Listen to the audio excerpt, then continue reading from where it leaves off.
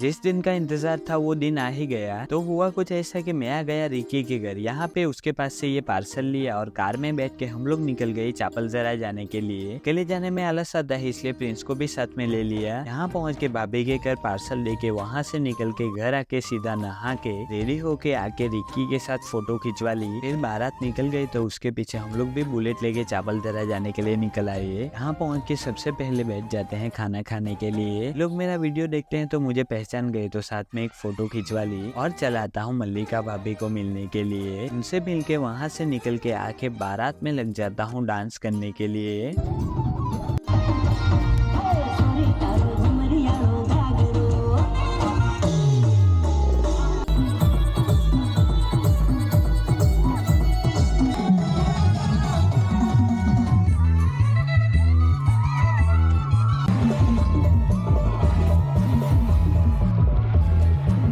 परसों भी रिकी की शादी अटेंड करने के लिए स्पेशल बेंगलोर से आया है और पैसे उड़ा रहा है। अभी जयदीप रिकी को उठा के डांस कर रहा था तो उसे आके संदीप ने उठा लिया। थोड़ी ही देर बाद मेहुल भी सूरज और रिकी को उठा के नचवाने लग गया। बारात मंडप में पहुंच गई तो भाभी ने आके पहले रिकी को वरमाला पहनाई, फिर रिकी ने उनको, फिर रिकी को लग्न मंडप में लाके बैठा दिया। फिर ब्राह्मण के साथ ऐसे कंबल पकड़ के खड़ा रह गया। वो मंत्र बोलते थे और मुझे सिर्फ सावधान रिपीट करना था। सावधान।